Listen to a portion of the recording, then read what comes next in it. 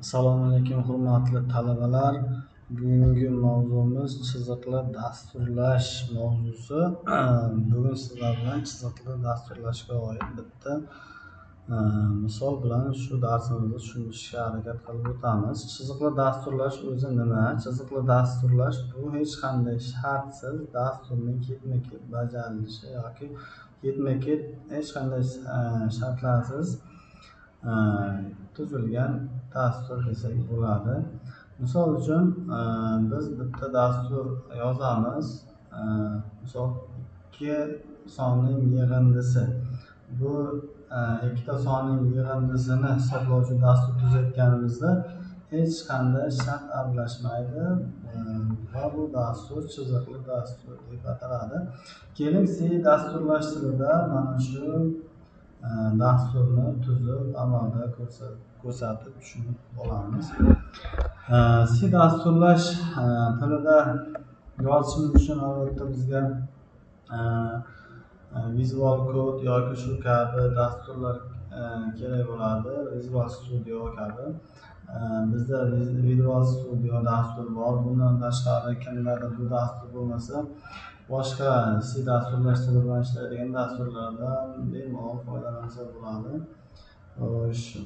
Visual Studioda yangi mana shunaqa fayl ochib olishimiz kerak yozishimiz uchun. Unda biz dasturni yozib boshlaymiz. Har doim include kutubxonani chaqirib olamiz. Mana bu kutubxonani chaqirib olamiz. Bu standart kutubxonamiz. Bundan keyin main funksiyasini chaqirib olamiz. Main funksiyasining ichiga biz albatta kod yozamiz. Biz nima qilamiz? Bu ikkita sonni va uning yig'indisini hisoblashimiz uchun o'zgaruvchilarni e'lon qilib olishimiz kerak. Birinchi butun son bo'lsin, int ikkita sonimizdan butun son bo'lsin. Misol uchun a va b va natijamiz ham s bo'lsin. S deb belgilab olamiz. Natijani s ga o'zlashtiramizda bu natijamiz ham butun son bo'lsin deb o'zgaruvchilarni e'lon qilib olamiz.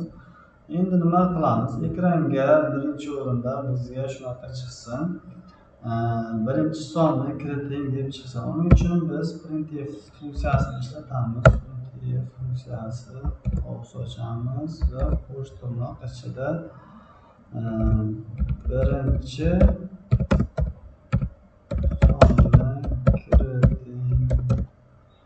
deb yozib olamiz.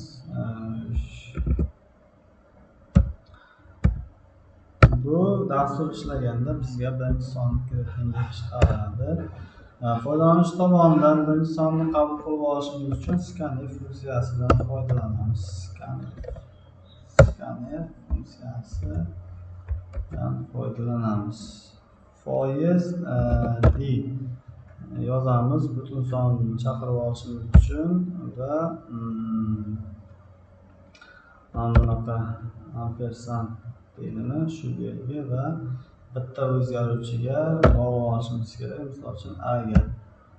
Bu yerda biz kiritgan sonni mana shu a o'zgaruvchiga o'zlashtirib olyapmiz. Bundan keyin nima qilamiz? Ikkinchi sonni kiritingga xuddi shunday yozib olamiz. Shuni copyright bo'lsa ham bo'laveradi. Faqat bu yerda yozamiz. Ikkinchi sonni kiriting. Scanfimiz ham shunday. Faqat bu yerda birga almashadi. Nuqta virgullar esdan chiqmasligi kerak. Aks holda bizning dasturimiz ishlamasligi ham mumkin. Endi ikkita sonni kiritib oldik. Foydalanuvchi tomonidan kiritadigan holda yozib oldik. Endi biz ikkita sonni yig'indisini hisoblashimiz uchun spacega 2 sonni bunaqa qilib qo'shib olishimiz kerak. Endi s'ga ikkita son a va b sonimiz qo'shilib s'ga o'zlashtiriladi va natijani chiqarishimiz kerak. Natija chiqarishimiz o'zimizga bog'liq, xohlagandek chiqarishimiz mumkin. Biz foiz d undan oldin yig'indi deb chiqsin bizga ikki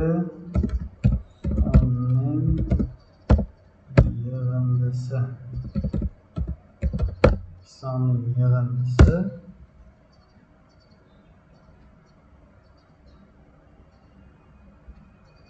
barobar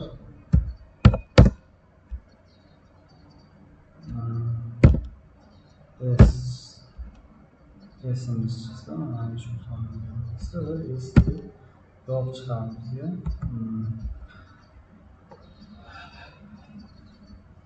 Biz kodimizni yakunladik, ammo bizda